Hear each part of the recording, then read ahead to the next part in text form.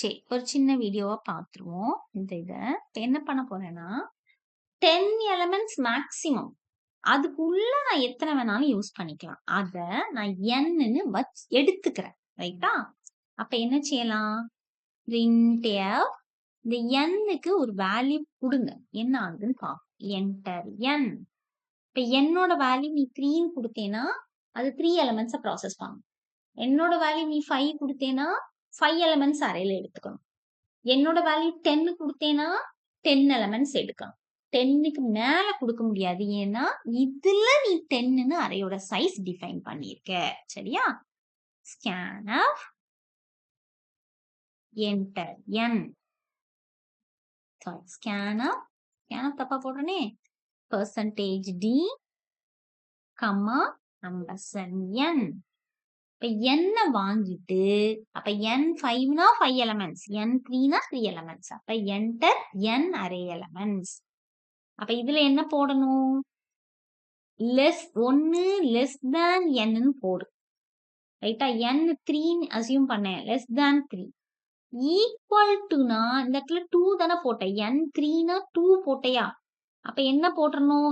n3னா 2. அதுக்கு முன்ன நம்பர்ல முடியணும். n-1. ரைட்டா? சோ, இப்படி 2ன்னு போடலாம். இப்ப பாரு. இந்த 2க்கு பதிலா என்ன சொன்னேன்? less than 3ன்னு போடலாம்னு சொன்னேன்ல. அப்ப என்ன அர்த்தம்? இப்ப nன்னா less than n. எல்லா இடத்துலயும் ஒண்ணு போல யூஸ் பண்ணாலும் பண்ணிக்கோ. ஒண்ணும் பிரச்சனை இல்ல. less than ன்னே போட்டாதான் எனக்கு ஈஸினா less than ன்னே போட்டுக்கோ. சரியா? அப்ப இதுல டிவைட் பண்ணும்போது n. இப்ப நம்ம ரன் பண்ணுவோமா?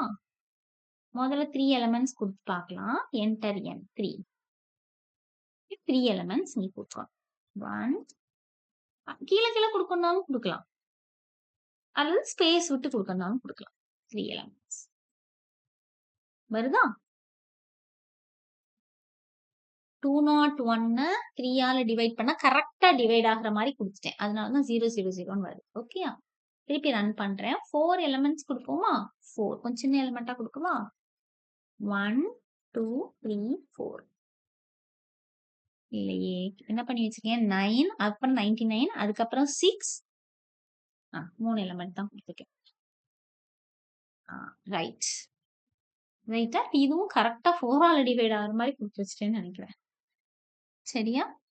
சரி, நீ எலிமெண்ட்ஸ் மட்டும் மாத்தி பாரு. அப்ப நீ என்னோட வேல்யூ 4ன்னு கொடுத்தேன்னா 4 எலிமெண்ட்ஸ், 3 கொடுத்தேன்னா 3 எலிமெண்ட்ஸ். இந்த மாதிரி வேரி பண்ணி sum and average of array elements நம்ம என்ன செய்யலாம்?